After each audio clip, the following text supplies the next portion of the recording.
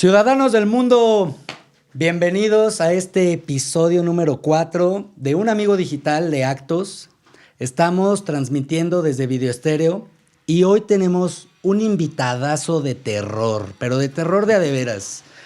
Un gran director mexicano que la ha pasado duro, que ha caminado muy duro a través de su vida y nos está regalando historias de verdadero terror.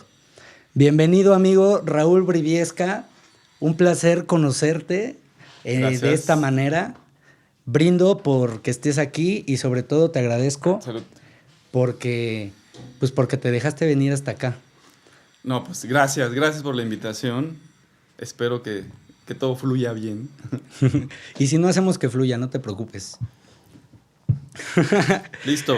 Venga. Suelta todo. Yo quisiera empezar por una pregunta muy sencilla, pero un tanto, pues no tan sencilla. ¿Cómo le has hecho para mantener vivo a tu niño interior en la creatividad?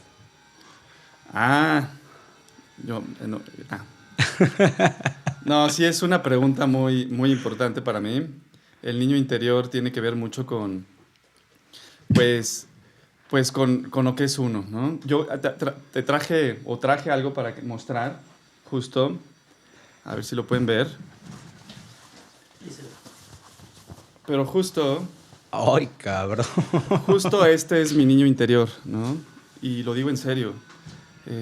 Hace ya más de un año, en una universidad me llamaron para hacer una conferencia y justo tenía que ver mucho con esto, ¿no? Y para mí, pues este es mi niño interior. Y durante mi vida me costó mucho trabajo reconocerlo. O sea, realmente, conforme fui creciendo, conforme fui avanzando en mi vida, me di cuenta y yo veía a mi niño interior y lo veía así, ¿no? Y veía que la gente se burlaba de mi niño. Se burlaba de mí, decía, es que es feo, es que como esto, ¿por qué? Y no sé qué. Y yo me sentía muy mal realmente. Y cuando yo me di cuenta de quién era mi niño interior, de quién era yo, porque al final mi niño interior soy yo, y cuando acepté a mi niño interior con todas las partes feas, con todas las partes bonitas, y cuando yo empecé a ver lo bonito, fue cuando empecé a brillar como creativo, como cineasta. O sea, yo hubo una serie de varios años donde, pues, este es mi niño, o sea, yo soy terror. O sea, a mí me encanta el terror, me encantan las cosas darks, no cago murciélagos, pero me encanta todo eso, ¿no? Y muchas de mis amistades de repente pues se ponían como raras, serias, pero ¿por qué? Y no sé, como que no me entendían y muchas veces sus reacciones eran pues lastimosas en ese sentido, porque no querían aceptarme tal cual era yo, ¿no? Y por tratar de complacerlos, yo justo ocultaba a mi niño interior, o sea, a ver, pues no lo vean, o sea, porque... Y fue cuando realmente lo vi bonito, cuando acepté cómo era mi niño interior, fue cuando yo me acepté, ¿no? Y entonces en ese momento mi vida empezó a surgir y mi creatividad, y eso es lo que yo creo que todos debemos hacer. Todos tenemos un niño interior único, especial, con habilidades distintas, y en la medida que podamos aceptarlo, esa es la medida que vamos a poder brillar en la vida, ¿no? Entonces, ¿cómo mantengo vivo a mi niño interior? Es simplemente aceptándome, aceptándolo, ¿no? Y sintiéndome orgulloso, porque eso es lo que me hace especial, es lo que me hace único, es lo que me hace diferente a todos los demás. Entonces, este es mi niño interior. ¡Wow!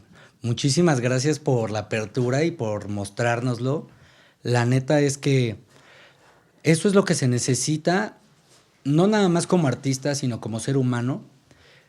El poder tener esa capacidad de aceptarnos y de abrirnos y de abrazar a todo lo que acabas de decir. Ahora, justamente es eso lo que quiero tocar el tema contigo. Está increíble que lo hayas traído, que nos lo hayas mostrado y cómo es o cómo ha sido para ti el proceso justo de mostrarte y de aceptarlo, de dejar de escuchar esas voces de terror justamente de la sociedad, de la gente que pues al final del día te quiere hacer menos, ¿no? Uh-huh. Y y lo repito, o sea, generalmente la gente que te quiere hacer menos o que te juzga es la gente que no está haciendo o que está haciendo menos que tú. ¿Cómo o recuerdas ese momento en el que dijiste ya? es momento de abrazarlo y de dejarlo vivir como es. Sí, pues es el momento en que te sientes solo, o sea, es como la Frankenstein, ¿no? La historia de Mary Shelley, o sea, es un ser que todo el mundo aborrece, que todo el mundo rechaza, y es un ser que no entiende por qué es así, pero lo es, ¿no? Y lo que busca es cariño, lo que busca es amor y termina reaccionando ante lo que sucede en la sociedad. Y creo que nosotros como seres humanos nos pasa mucho eso, o sea, vivimos en una sociedad constantemente que nos rechaza, que busca que seamos como un molde. Y no tiene que ser eso, o sea, tenemos que ser únicos, o sea, no tenemos que parecernos a la otra persona. Entonces sí me acuerdo que fue un momento donde yo era neutro en mi vida, o sea, mi vida era gris, o sea, no tenía emociones ni para bien ni para mal. Entonces, pues sí, pues, pues, estaba como exento de cualquier cosa mala o buena que me sucediera y no corría riesgos en ese sentido, pero mi vida era neutra, mi vida era gris, mi vida era triste en ese sentido.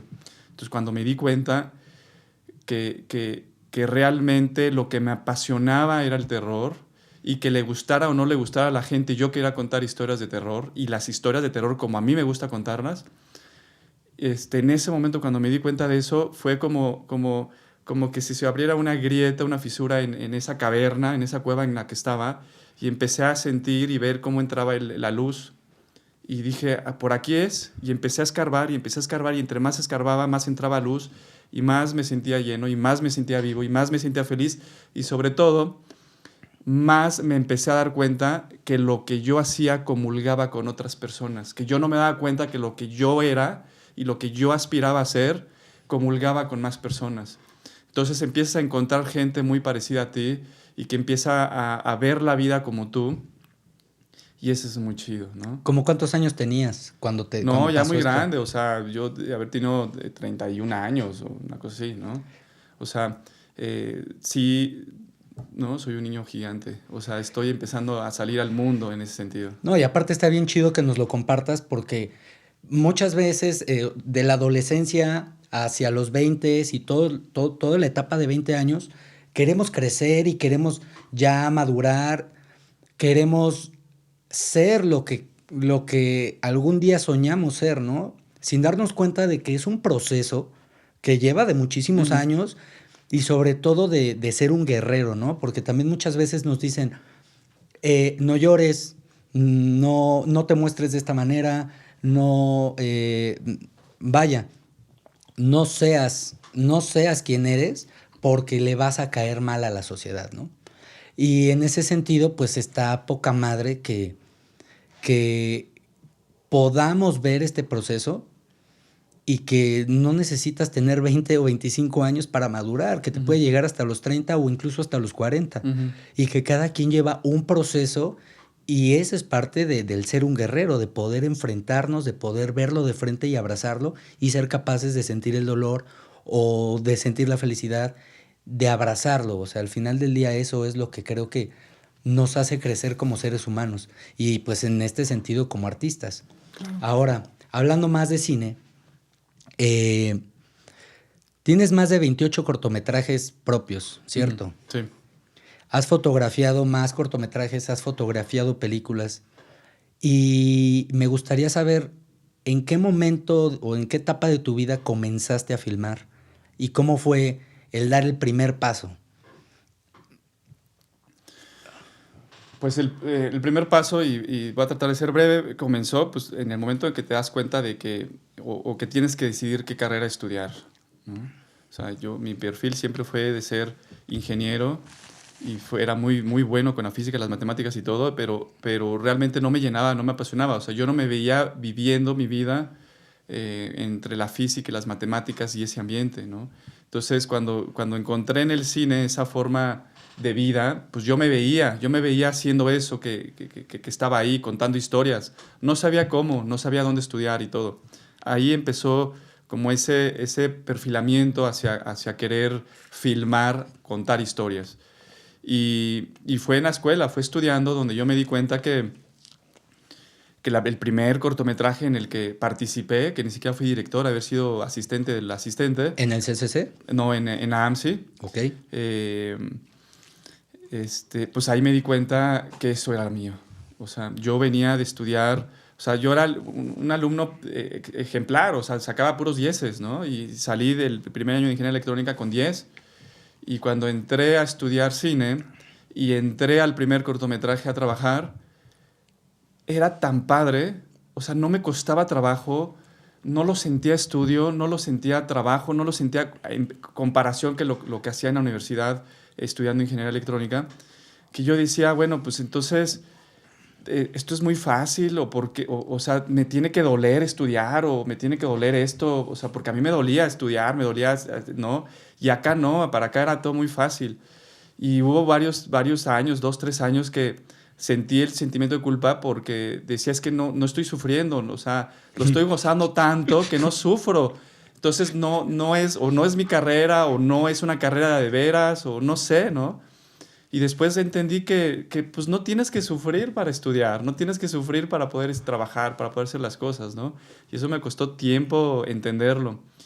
Y pues obviamente a partir de ese momento pues empezó mi rollo de grabar y de filmar y de hacer. Órale. Bueno, y hablando justo de la escuela, ¿cómo es estudiar en la LAMSI y cómo es estudiar en el CCC? Pues mira, no estudié en el CCC, eso fue algo muy chistoso. Yo creo que todas las escuelas son muy buenas y la persona que se ponga a criticar, es que esto es mal y esto es, o sea, pues no sé, no estamos para criticar, o sea, estamos para apoyar todo tipo de estudios y tratar de mejorar ese tipo de estudios, ¿no? Yo estudié en AMSI porque en aquel momento habían dos escuelas, el CCC y el CUEC. Ajá. Eran las escuelas oficiales que existían. Yo intenté entrar al CCC y me rechazaron. Y me rechazaron desde la primera etapa, que era prácticamente eran preguntas de si estás en una isla desierta, ¿qué libro te llevarías? ¿Qué música te llevarías? Y que no sé qué. No, o sea, ni siquiera habían preguntas como más, no sé, pues de conocimientos, ¿no? Eran como más personales y me rechazaron. Entonces yo dije, no, ¿cómo puede ser? O sea, yo siempre saco 10 y todo y me rechazan de esta escuela. Y salió, de repente me enteré que existía la AMSI y para mí fue la mejor decisión porque justo la AMSI me dio esa opción de poder estudiar cine y realizarme. Y sobre todo me gustó mucho la visión. Justo en AMSI lo que buscan es formar a cineastas independientes. O sea, cineastas que no dependan de otras instituciones o de otras cosas para poder hacer cine. Y yo vibré con eso y estudié cine. Posteriormente varios años después de graduarme de la AMSI, quise estudiar cine en el CCC. Dije, bueno, pues es que el CCC, la verdad, es una escuela con renombre. Y volví, pero quise estudiar ya la carrera de producción. Ok. Y me batearon. Y tiempo después, y eso ya tiene como 2 años después, o sea, hace como 2 años, o sea, 3 años, 2 años, 3 años más o menos, dije, quiero mejorar guión. ¿Cuál es la mejor escuela para hacer guión y puta, estudiar guión aquí en México? Y me puse a investigar y caí en la conclusión, pues dije, pues tiene que ser el CCC, o sea, tienen una carrera de muchos años con muchos maestros, dije, y yo lo que quiero es mejorar mi parte de guión. Entonces me metí a estudiar o a aplicar pues a la carrera o a la especialización de guionismo, que creo que dura 2 años. Pasé las 3 etapas y en la tercera etapa, en la entrevista, me despedazan. O sea, realmente ¿Cómo me que te despedazan? Pues me despedazaron. O sea, me dijeron, ¿tú qué haces aquí? ¿Por qué a tu edad estás estudiando esto? Me dijeron que contara una historia, conté una historia. Y al final yo sentí que la entrevista no salió muy bien. Ajá. Yo creo que esto ya es personal y a algunos les irá bien, a otros mal. A mí me fue muy mal en esa entrevista. No hubo comunión, o sea, no me sentí bien en esa entrevista y pues me rechazaron. Y lo que pasó después es que el CCC sacó la modalidad de titularse bajo experiencia o conocimientos adquiridos en el camino. Y entonces, ese mismo año, yo estaba aplicando para el guionismo y estaba aplicando para titularme como licenciado, porque la realidad es que en México, y esa es una desgracia, no fue sino hasta hace 5 años que empezaron a reconocer las licenciaturas de cinematografía. Claro. Antes tú estudiabas cine y salías con un diploma, en todas las escuelas salías con un diploma. Entonces, ese es un rezago en la parte educativa de la cultura, que es un gran error de México, ¿no? Pero bueno, entonces yo dije, oye, yo tengo una carrera, tengo una profesión y no puedo tener una licenciatura que me permita salir a estudiar al extranjero, o sea, yo tengo una licenciatura, ¿por qué no me la puede reconocer mi propio país? Entonces, cuando sacó el CCC esa modalidad, que es la única universidad que hasta ahora ha sacado esa modalidad de reconocer tus estudios, pues apliqué y ese año pues era un examen teórico. Bueno, pasaron muchas cosas. La cosa es que también así me reprobaron. Me dijeron, no, pues tú, así prácticamente tú no eres licenciado, ¿no? Y fue de, güey, no mames, ¿cómo no chingados? Soy licenciado, cabrones. O sea, lo soy. O sea, lo soy. ¿Por qué no me quieren aceptar lo que soy? ¿No? Y entonces yo dije, si esto lo tengo que presentar 10, 15, 20 veces, lo voy a hacer, cabrón. Porque yo soy cineasta. Y el siguiente año volví a aplicar, hice algunos cambios con mi ejercicio y a pesar de la resistencia que se sentía de que no querían que volviera a aplicar, apliqué y me pasaron. Entonces obtuve la licenciatura en cinematografía reconocida por el CCC, pero realmente yo estudié en AMSI. ¿Qué quiero decir con esto? Que después de tantos intentos, yo les dije a los sinodales en ese momento, todo lo maravilloso que hubiera pasado si me hubieran permitido la oportunidad de estudiar en el CCC, nos los perdimos, tanto ustedes como yo de ustedes. O sea, solo por no ver cosas que pudieron haber visto en su momento y hasta el final me están reconociendo mi licenciatura, ¿no? O sea, no estudié en el CCC, pero el CCC reconoció ya mi licenciatura. Entonces, yo no critico al CCC. O sea, cada escuela es una escuela increíble y creo que el CCC es una escuela que no lo digo yo, o sea, lo reconocen universalmente que es una de las 25 mejores universidades en cine. Pero tiene que abrirse más para que tenga más acceso a la gente. O sea, hay cineastas y en potencia que pueden tener una posibilidad de estudiar en una escuela muy buena y de repente se ven, ¿no? Sé que están, ¿no?, restringidos por cierta cantidad de números y todo este rollo, ¿no? Pero bueno, esa fue mi experiencia. Qué gran experiencia nos acabas de regalar, Raúl. Porque justamente ese es el reto. Se convirtió en un reto personal para ti y que ahorita es un ejemplo de lo que es la persistencia y de querer llegar a un objetivo. Que muchas veces no nos lo enseñan y eso es lo que se tiene que rescatar hoy en día y para el futuro y todos los días. Porque no fue una, no fueron dos, no fueron tres veces las que hubo un rechazo, o sea, fueron más de 3 veces. ¿Y cuántas personas no conocemos o nosotros mismos cuántas veces no nos hemos rendido a la primera o la segunda vez que nos rechazan de uno o de otro lugar? Uh-huh. Y como lo acabas de decir y que te lo agradezco y te felicito enormemente, es yo soy cineasta, ¿cómo chingados no? Sí, claro. Y esa es la mentalidad que tiene que existir ahora, que te agradezco y que... Puta, maestro, maestrazo. No, para nada, ¿no? Porque eso es lo que demuestra y lo que denota la pasión. El quitarte de tapujos, de la sociedad, de los obstáculos que te va poniendo todo el tiempo la vida y que ahorita como me lo cuentas y como yo lo proyecto, fue un reto personal que tú tenías que enfrentar y que literalmente fue la vida misma la que te lo puso. Sí. Te tienes que enfrentar a esto y tú sabes hasta dónde vas a llegar, ¿no? O sea, y en ese sentido yo sí lo quiero remarcar porque como actores, ese es el proceso que vivimos todo el tiempo, ¿no? Somos de 100% de actores que existimos en el mundo, solamente el 2% tiene trabajo constante. Entonces, ¿hasta qué punto uno dice, ya me siento fracasado y no lo intento más? O hasta qué punto dicen, ¿sabes qué? Yo sigo, yo continúo porque soy actor, y en tu caso, porque soy cineasta, ¿cómo no? Y sí es algo que se tiene que quedar marcado para la historia y para siempre. Uh-huh. Grandes palabras, Raúl. Neta, muchas gracias por compartir eso, desde esa pasión y desde ese fuego que se siente. No, pues... Se siente. Ahora, hablando del AMSI y de la creación de proyectos independientes, de cineastas independientes. ¿Cómo es realizar una producción independiente o cómo es conseguir fondos para poder realizar un proyecto independiente? Pues involucra mucho esfuerzo, mucho sacrificio. O sea, realmente hacer cine aquí en México es muy difícil, es una constante batalla. Y la batalla empieza con uno mismo. O sea, la batalla comienza en ¿por qué hago esto? ¿No? O sea, ¿quién lo va a ver? Y combatir esos demonios de inseguridad, de incertidumbre. Y ya que combatiste esos demonios, ahora tienes que combatir los demonios que hay afuera, ¿no? De que todo está hecho para que no hagas cine. Guillermo del Toro lo dijo muy bien cuando dio el masterclass recién ganó el Oscar en una de las universidades de Guadalajara, ¿no? Que dijo, hacer cine es como una gran roca que está destinada a no moverse, y el cineasta es aquella persona terca que está empujando la roca. Y es cierto, o sea, cuando tú estás enfrentándote a levantar los proyectos cinematográficos, entiendes esa analogía que puso Guillermo del Toro.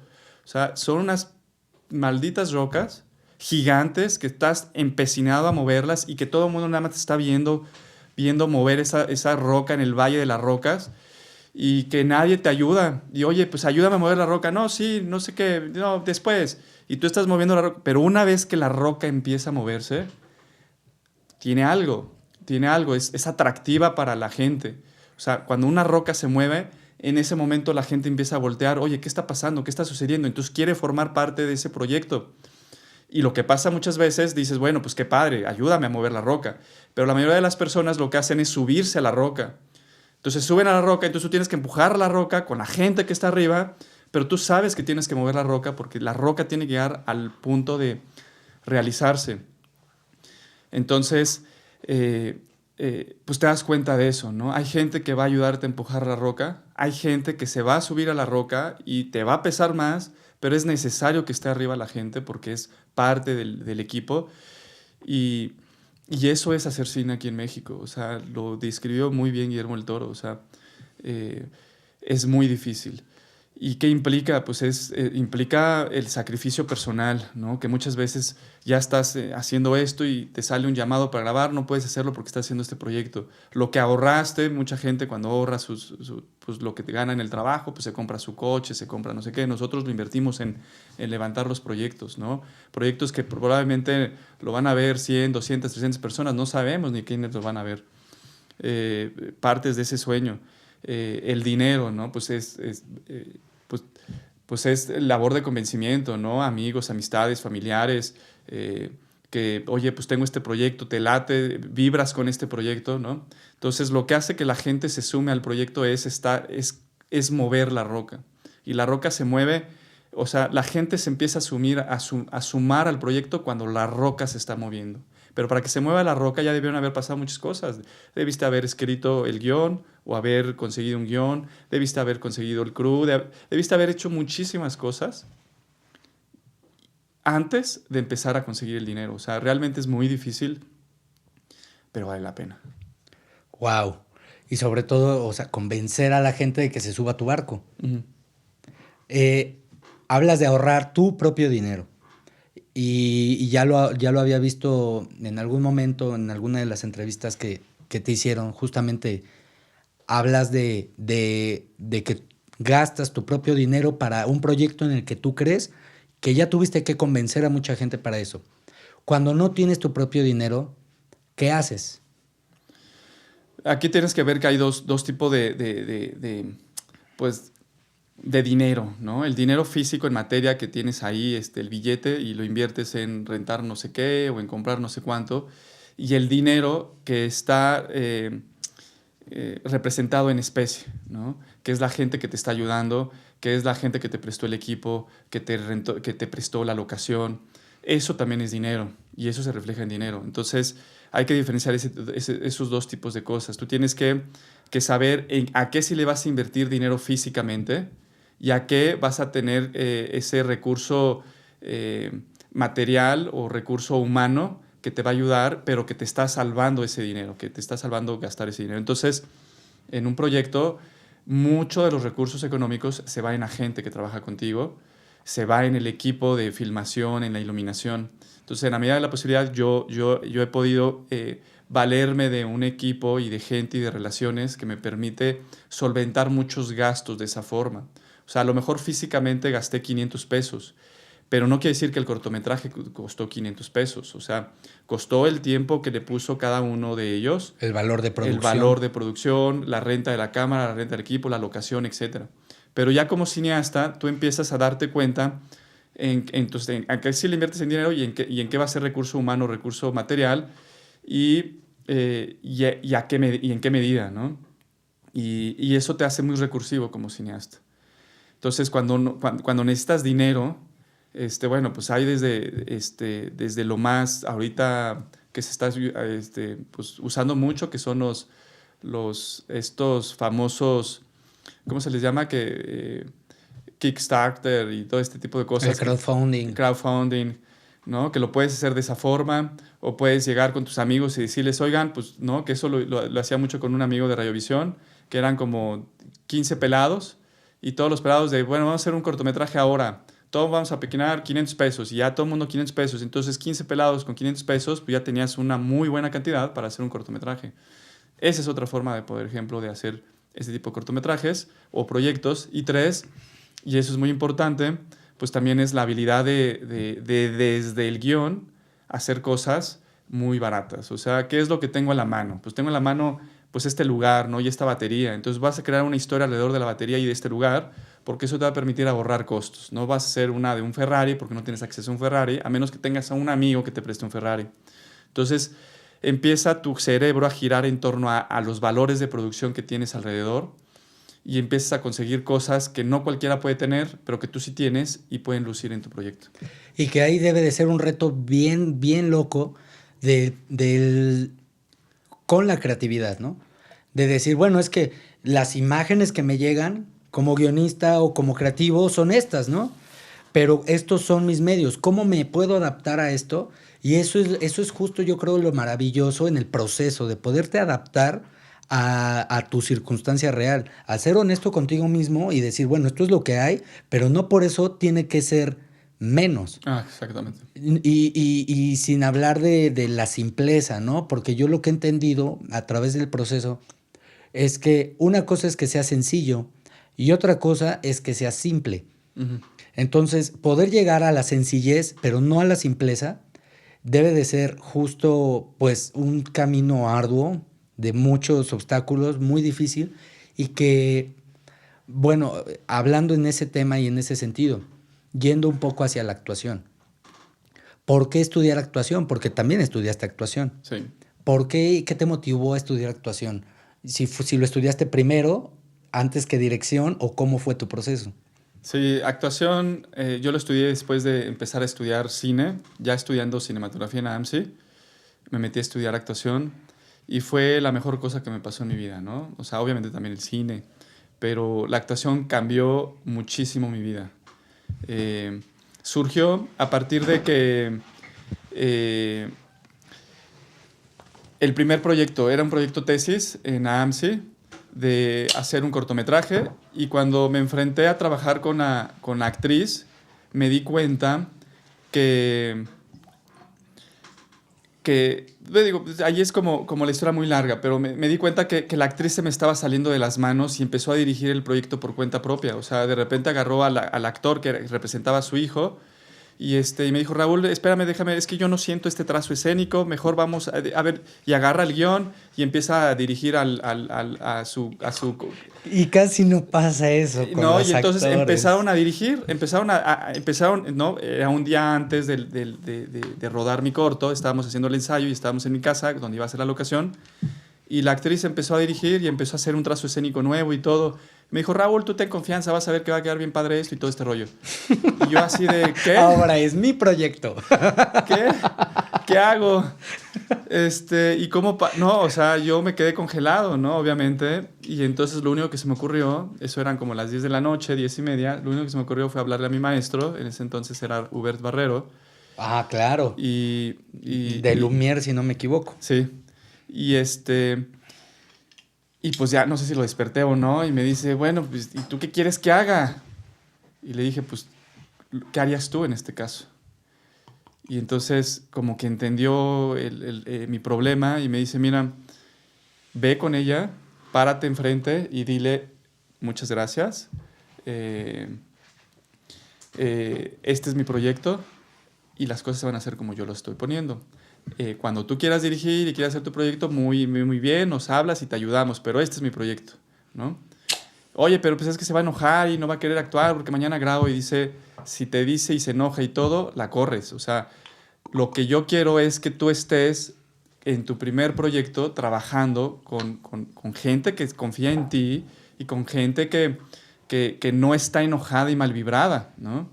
Entonces, pues eso fue lo que hice. Hablé con esta actriz y me planté como pude, con los nervios y todo. Y obviamente se enojó y se fue mal enojada y no sé qué, pero ya como que entendió, pero se fue enojada. Entonces me había pedido el maestro que yo le hablara, le hablé y me dijo, ¿cómo te fue? Y le dije eso, se fue enojada y me dijo, pues ya, suspende el cortometraje. Lo cambiamos para otra fecha, pero quiero que tu primera experiencia haciendo cine sea increíble y no sea sufrirla, no sea un infierno. Y eso fue un gran aprendizaje para mí, o sea, un gran aprendizaje en el sentido de tienes que disfrutar tus rodajes, tienes que estar con gente que vibra bien, que confía en ti. Y también me enseñó pues eso, me sentí vulnerable como cineasta de no saber cómo hablarle a un actor o una actriz y cómo solucionar ese proceso. Y dije, yo necesito saberlo, yo necesito entender qué es lo que está sintiendo el actor frente a la cámara para poder yo saber cómo dirigirlo. Y por eso fue que empecé a estudiar actuación. ¿Y con quién estudiaste actuación? Estudié actuación en una escuela que se llamaba ESAIS, porque no existe, Estudio de Artes Escénicas. El director es Ricardo de Pascual. Y con él y todos los maestros que estaban ahí, estudié actuación y fue un parteaguas en mi vida. O sea, realmente yo creo que actuación tiene que impartirse en todas las escuelas, o sea, porque es una forma de conocerte, es una forma de aceptarte, es una forma de hacer las paces contigo mismo, ¿no? Y eso es lo que te brinda la actuación. Qué bonitas palabras, ¿eh? No sé, pues yo espero que sí, pero a mí eso es lo que significó para mí, ¿no? Sí, pues es que sí, en ese sentido la actuación eso es lo que te regala al final del día. Te confronta sí o sí con lo que tú eres y con lo que no sabías que eras. Ujú. Y justo es regalarte esa visión, ese espejo para al final del día crecer como ser humano. Que soy muy repetitivo en eso, pero porque para mí eso es. El actuar, el hacer cine, es trabajar en uno mismo para ser mejor ser humano.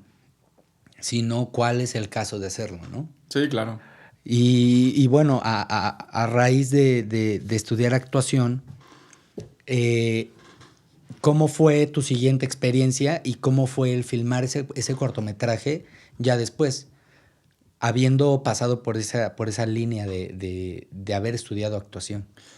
Pues ya fue increíble, o sea, por ejemplo, de repente hubo un comercial de Coca-Cola que salió un casting, ahí estábamos estudiando actuación en la escuela, y de repente llega el director y dice, oye, pues que hay un casting para un comercial de Coca-Cola que se paga tanto, están buscando a jóvenes de tal perfil, que lo cumplía, y fuimos como 4 o 5 alumnos de ahí. Yo en un principio dije, bueno, ¿para qué voy? Pues yo soy director, o sea, la verdad yo me veía en ese momento como director, no me veía como actor. Dije, ¿para qué voy? No, eso es ya para actores. Pero dije, no, pues claro, voy a ir para ver cómo se hace un casting profesional y qué es lo que se siente estando en un casting y todo. Y pues fui y pues experimenté lo que es estar en un casting del otro lado. O sea, es una cosa totalmente... Es horrible realmente ir a un casting. Es una presión horrible, es frustrante, no te sale todo como quieres que salga, pero bueno, hice el casting lo mejor que pude y terminé quedándome en el comercial. Entonces, cuando me dicen, oye, pues que ya vas a ser tú el actor para el siguiente comercial de Coca-Cola, fue de, ¿qué? Si yo soy cineasta, yo quiero hacer cine, no quiero ser actor, ¿no? Y menos de Y publicidad. menos de publicidad, o sea, y entonces de repente, pues ya que es en Ixtapa el comercial y entonces llego ahí, de repente estoy en medio de una producción gigante, ¿no? Que es como es Coca-Cola, en Ixtapa, pues, o sea, los nervios, yo me acuerdo que tenía un chorro de nervios, me salió un grano así gigante, bueno, ya, la cosa es que, pues viví que es ser actor en medio de una producción gigante y que era ser dirigido por una persona, ¿no?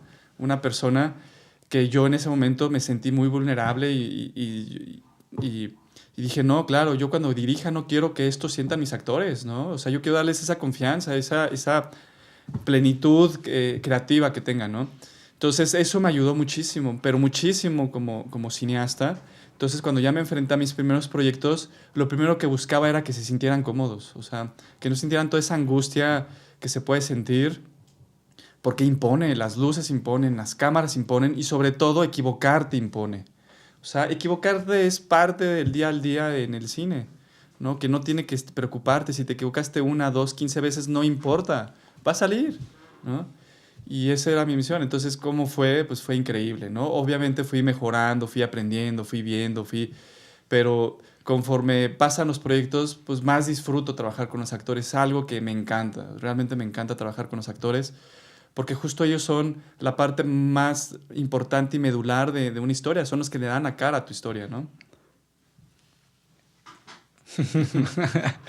Pues sí, es el medio para contarla. Y en ese sentido, para ti, ¿cuál es la importancia de contar una historia y por qué enfocarte en el terror? ¿Cuál sería, o sea, por qué enfocarme en el terror? Sí, y la importancia de contar una historia. Eh, Nosotros, digo, yo hablar como de lo que creo, lo pienso, ¿no? Seguramente un filósofo te diría alguna cosa así muy bonita. Yo lo que creo es que desde las cavernas el ser humano está acostumbrado a que le cuenten historias. Ujú. Es una forma de transmitir conocimientos, transmitir sabiduría, transmitir moralejas, ¿no? No es lo mismo que le digas a tu hijo, hey, no toques esos cables porque te vas a dar un cortocircuito, a contarle algo y que realmente lo vea y lo sienta, y entonces va a decir, no, nunca voy a tocar esos cables, ¿no? O sea, las historias son parte intrínseca del ser humano y vienen desde la época de las cavernas. Entonces ya es algo que nosotros estamos buscando. Buscamos completamente todo el tiempo que nos cuenten historias. Es muy agradable, nos hipnotizan. Entonces, para mí, es lo que yo siempre hacía antes de saber que quería estudiar cine, pues me gustaba contar historias y de repente actuaba ahí con mi familia, hacía algunas obras de teatro y yo todo el tiempo me imaginaba historias porque son parte de, y a mí me encantan. Entonces, el molestarme contar una historia es porque quiero que la gente viva lo que yo tengo aquí adentro. O sea, si yo siento alegría, quiero contar una historia para que la gente sienta lo que yo siento. Si yo siento terror, quiero contar una historia para que la gente sienta lo que yo estoy sintiendo, ¿no? Creo que estamos en un mundo donde muchas veces, y lo comentaba en un principio, eh, sobajamos nuestros sentimientos, nuestras emociones, porque no es bueno que estés tan feliz, no es bueno que te expreses tanto. Y también es un mundo con muchas cosas feas y con muchas cosas bonitas, pero de repente vivimos como zombies.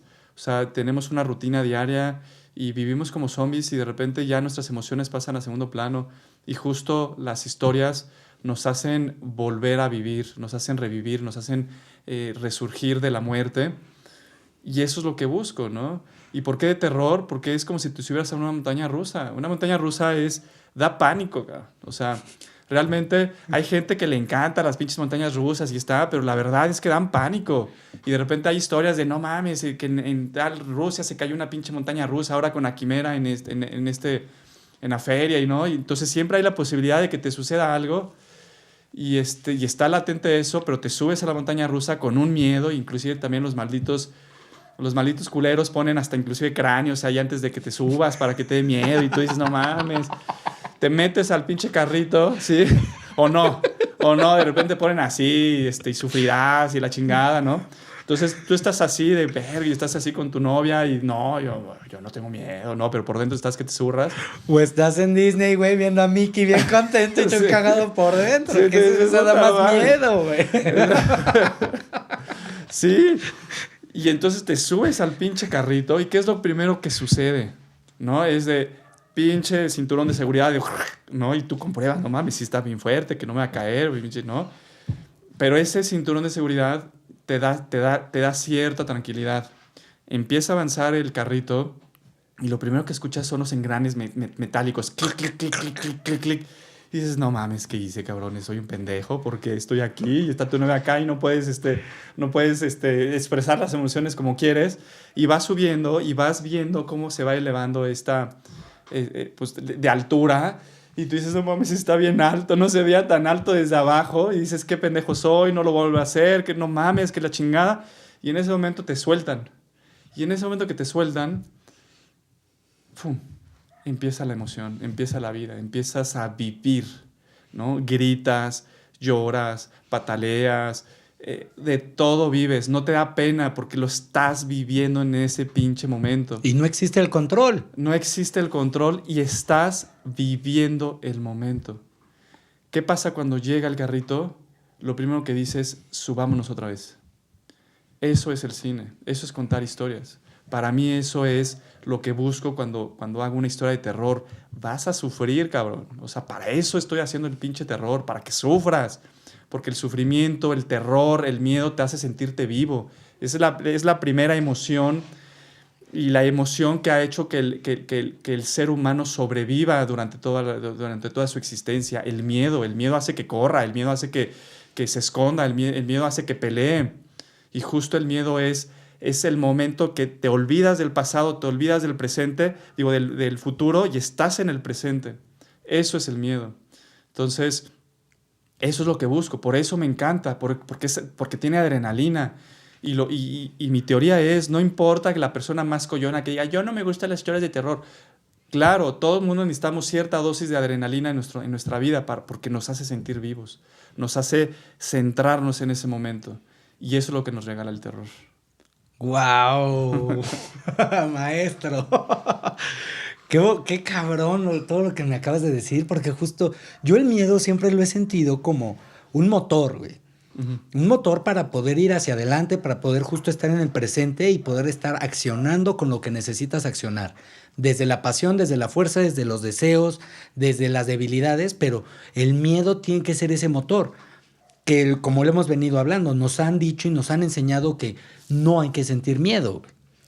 Pero justo es poder trascenderlo a este sentido en donde el miedo se convierte en ese motor para poder estar aquí, haciendo, realizando y como lo dices, olvidarte del futuro, olvidarte del pasado y solo estar aquí presente. Uh-huh. Ahora, el cine, ¿cuál es el mejor regalo que te ha dado? O el más grande que tú ahorita consideres, gracias al cine, tengo esto. Pues el cine me ha dado muchísimo, ¿no? Muchísimo. O sea, el cine me sacó de la prisión que estaba viviendo neutramente. O sea, era una persona que sí podía hacer y sacar dieces en la escuela, pero no me sentía feliz, no me sentía realizado. O sea, realmente estaba estudiando porque pues tenía que estudiar y tenía que hacer. Y no, en la vida no tenemos nada que hacer, ¿no? En la vida hacemos lo que nos apasiona, no tenemos que hacer las cosas, hacemos las cosas porque decidimos hacerlas. Y el cine me dio esa opción de poder decidir, porque yo conscientemente me salí de la ingeniería electrónica. Yo dije, entiendo, yo Raúl, o sea, justo en ese momento que yo decidí salirme de la ingeniería electrónica para estudiar cine, yo había estudiado un año de electrónica, salí con el mejor promedio, me había inscrito para el tercer semestre y en ese momento mi papá, él fumaba mucho y lo internaron, lo entubaron y ya estaba inconsciente, pero justo como 2, 3 días antes de que lo intubaran, me dijo, Raúl, me decía José Raúl, yo no entiendo mucho de tu ambiente, del cine, pero te apoyo, ¿no? Si eso es a ti lo que te apasiona, yo te apoyo. Y a los 3 días lo intubaron. Y entonces mi mamá, estando ahí, pues obviamente estaba preocupadísima porque yo le decía, yo no quiero ir a estudiar electrónica, yo quiero hacer cine, que no sé qué, ya me quiero dar de baja. Y me decía, pero es que si tu papá se muere, te van a becar. O sea, si tu papá se muere, te becan y ya puedes tener la carrera completamente. Entonces yo en ese momento no veía lo de mi mamá.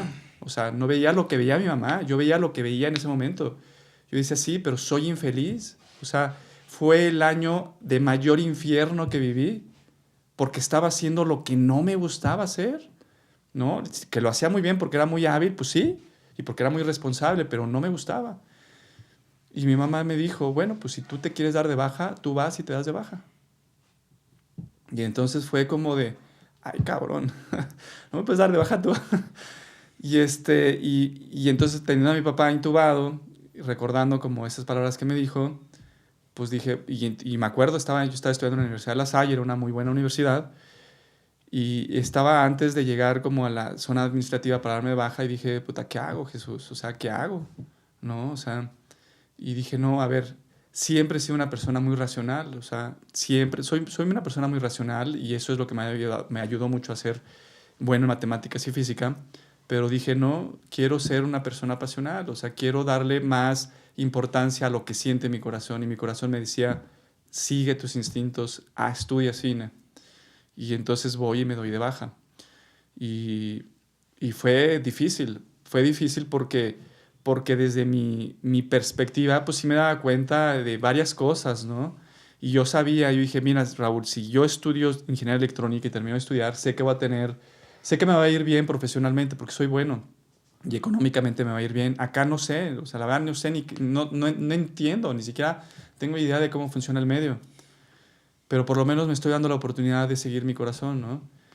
Y, y cuando tomé esa decisión, eso fue lo que me regaló el cine, hacerme responsable de mis decisiones.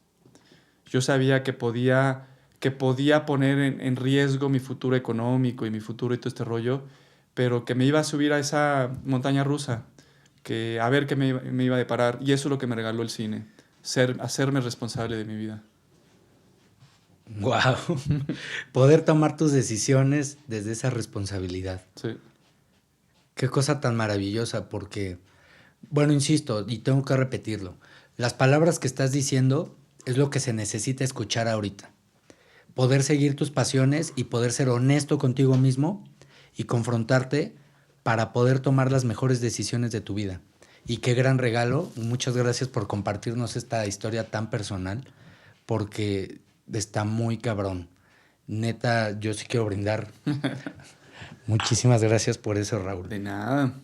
Eh, Ahora, volviendo un poco más a la actuación, después de haber vivido tu experiencia como actor, como director, ¿cómo es actualmente tu proceso para dirigir actores? Mi proceso para dirigir actores, yo cuando estudié actuación, el método que me enseñaron fue el de Stanislavski. Sí conocimos de los otros métodos, hay muchos más, pero conocimos de algunos otros métodos, pero realmente con el que me criaron, con el que estudié, fue el método de Stanislavski y realmente fue con el método que comulgué, realmente me gusta, me encanta y mucho de ese método es el que uso.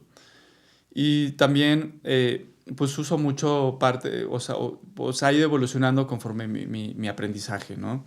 Yo, por ejemplo, eh, cuando llegué a Colombia, porque estuve un año viviendo en Colombia, de repente fue momento de hacer, bueno, pues allá iba a hacer un proyecto, un cortometraje, y entonces dije, voy a hacer un casting, y digo, ¿dónde hago el casting, no? O sea, estoy viviendo en un cuartito nada más, mismo que lo hagan en el cuartito. O sea, ¿dónde hago un casting en un país donde no conozco a nadie? Entonces, una de las que se convirtió en amiga, pero de las personas que empecé a conocer, conocí a la dueña pues de un restaurante tipo bar que estaba ahí en el centro de la Candelaria en Bogotá, que se llama La Aldea. El lugar, si no han ido y van a Colombia, tienen que ir a ese lugar, es increíble, porque es muy bizarro, tiene adornos de todo tipo, estufas viejas, sillas de montar, y entonces tiene como distintos sets y todo. Entonces conocí a la dueña y me dijo, pues yo puedo hablar con ella y que te ceda pues como el espacio para que hagas ahí el casting. Y dije, pues va, ¿no? Y entonces, pues muy amablemente me cedió un espacio, ¿no? Era pues un lugarcito con adornitos y cositas que estaba encerradito, nada más con una bardita chiquita, pero estaba dentro de todo un bar. Y entonces ahí yo cité a los actores y yo establecí mi método por cita, ¿no? O sea, hice un programa donde dije, bueno, si quieres asistir al casting, pues saca tu cita, ¿no? Y van a hacer castings de media hora, porque yo quería darles tiempo a cada uno de los actores.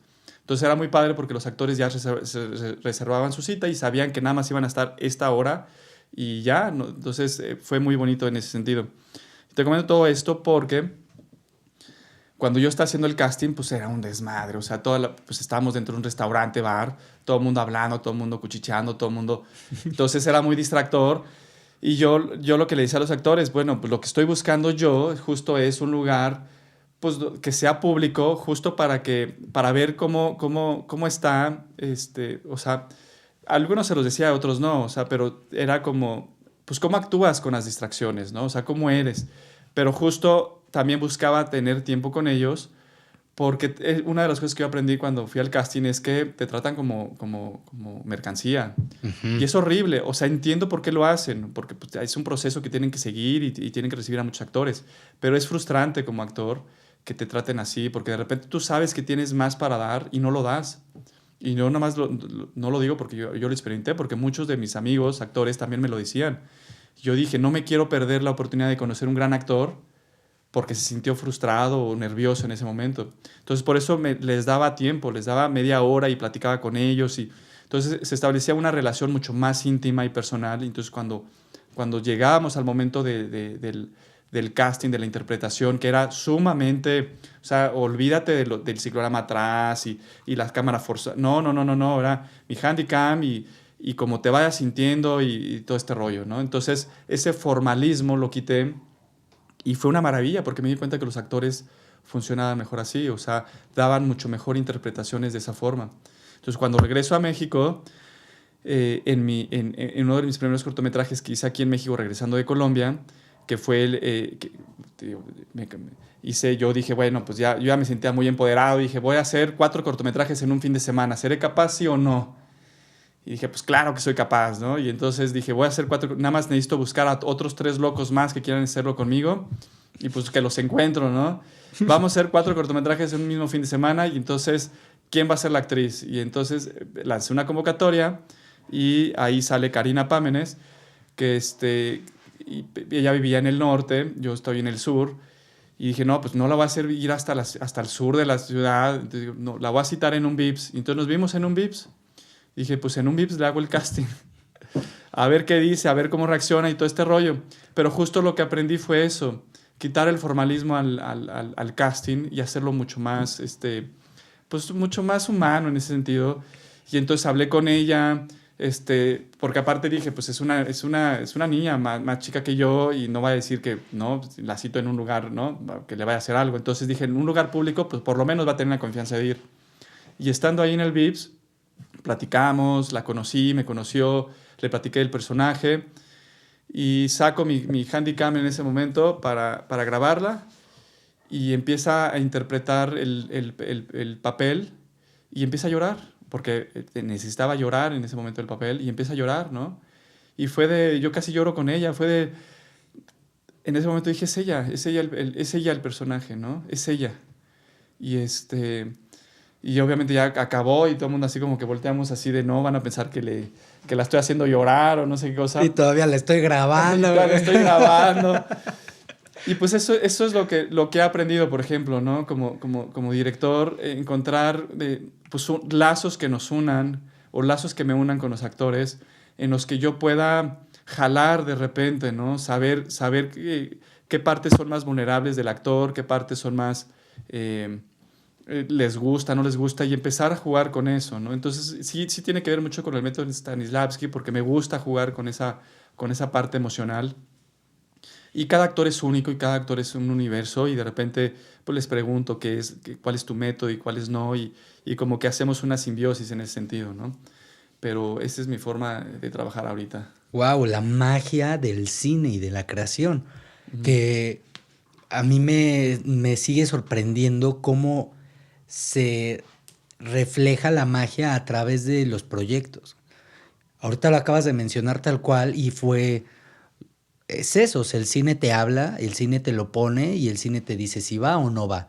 Ujú. Y cómo tienes que empezar a tener esa apertura como director y como actor para saber dónde sí y dónde no y cómo fluye, ¿no? Eso es impresionante y también es de reconocimiento. Ahora, como director, como cineasta, ¿tú crees que existe una responsabilidad con la sociedad? Sí, claro.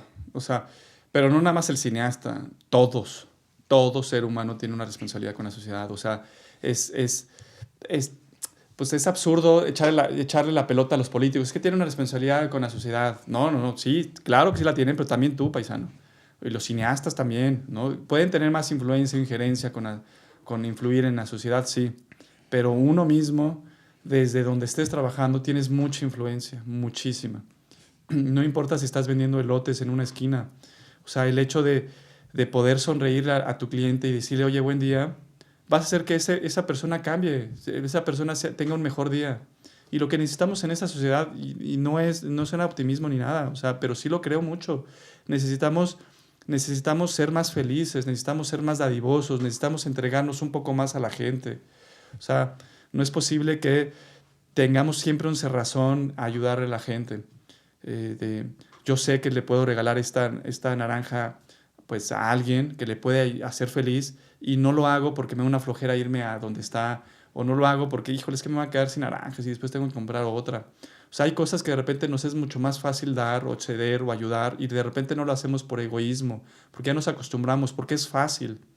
Y tenemos que de repente pues dar un poco más de nosotros. Y creo que eso le falta mucho a México. O sea, no puede ser que salgas y todo es como para en contra, ¿no? Sales en el vehículo y todo el mundo está en contra de ti porque te pitan, te esto y todo, y se te cierras y no sé qué.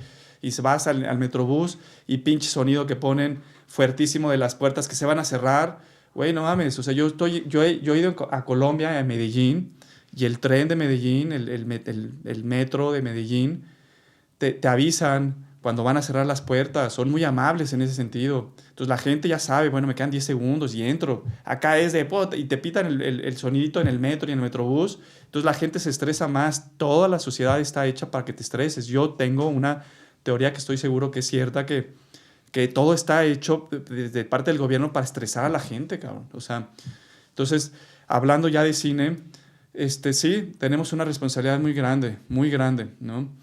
Eh, y, pero bueno, yo no quiero convertirme en un evangélico y profetizar con lo que hago. Yo simplemente quiero que la gente se sienta viva, ¿no? Eso es lo que me gusta, o sea, lo que busco. Lo único que busco es que la gente cuando vaya a ver mis películas se emocione, o sea, salga de esa neutralidad emocional que tiene, porque hay muchas veces que estamos así, y se emocione, ¿no? Y entonces que ya se lleve esas emociones a su vida, ¿no? Que diga, güey, viví, ¿no? Eso es lo que busco simplemente, ¿no? Si ya eso hace cambiar mentalidades, ya hace que alguien sea y se convierta en alguien mejor, pues qué increíble, ¿no? Como mi cortometraje Lápiz, de repente veo que están haciendo remakes del cortometraje de Lápiz y están haciendo youtubers famosos de otros, de la India, de China y todo, de repente están haciendo como reacciones ante el cortometraje y todo, y de repente dices, qué padre que un proyecto mío que surgió de estos 4 proyectos en un fin de semana, que se grabó en 6 horas, puede ocasionar ese tipo de emociones en todas partes del mundo, ¿no? Y justo es eso, emocionarse, sentir, ¿no? Odín Dupeirón lo dice en su obra, o sea, justo agarra una piedra porque te va a recordar que no eres una piedra, ¿no? Estás hecho para sentir y siente lo bueno, pero también permítete sentir las cosas malas, ¿no? O sea, los sentimientos, entre comillas, malos, o sea, permítete sentir tristeza, porque justo esa es la vida, ¿no? Para vivir neutramente, pues la verdad que feo. ¿Y cuál es el siguiente proyecto para Raúl? La película. Cuéntanos de eso. Pues es ya hacer una película, es de terror, va a tratarse de brujas. Desde el punto de vista ya más mexicano, conocemos cómo son las brujas en Estados Unidos, en Londres, en distintos lados, pero realmente sabemos muy poco de las brujas aquí en México.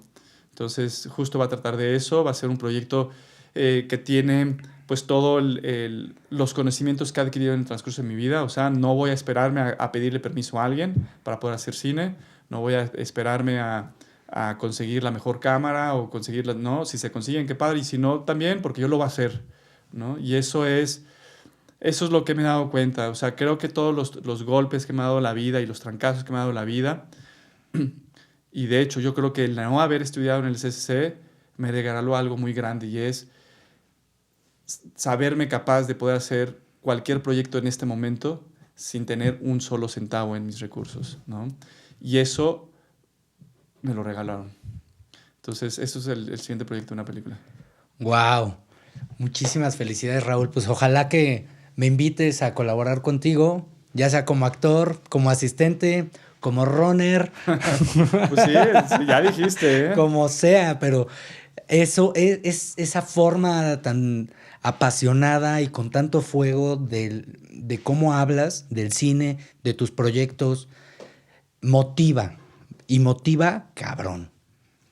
Entonces yo, con todo el amor del mundo y con toda la disposición, necesites lo que necesites, ojalá pueda colaborar contigo en tu proyecto y yo con todo gusto voy a estar ahí. No, pues encantado. Te quiero agradecer muchísimo por haber venido a Video Estéreo. Déjame decir algo antes. Dime, por favor. No importa quiénes lo van a ver, ¿no? O sea, pero si hay uno que lo escuche, para mí es muy importante decirlo. O sea, si algo yo pudiera haber hecho algo distinto, sería haber empezado a hacer proyectos desde antes. Yo me esperé varios años en empezar a hacer cortometrajes y empezar a hacer cine por miedo. Ya hemos hablado mucho de estas cosas en esta plática, pero justo yo le diría a la gente que quiera hacer cine, es que no te esperes a terminar tus estudios o a estar estudiando, no te esperes a tener la mejor cámara, a lo mejor las luces. O sea, haz cine con lo que tienes en este momento y hazlo ya. Te vas a equivocar un chingo, te vas a frustrar, vas a verlo y vas a decir, no mames, no soy cineasta. No, claro que eres cineasta, simplemente es un proceso de aprendizaje muy cabrón, pero tienes que hacerlo, editarlo, terminarlo, mostrarlo en YouTube, bendito YouTube que existe porque podemos mostrar las cosas y eso nos da el poder de ser cineastas y distribuidores al mismo tiempo. Muéstralo, aprende lo que dice la gente y haz el siguiente. Y luego haz el siguiente y haz el siguiente.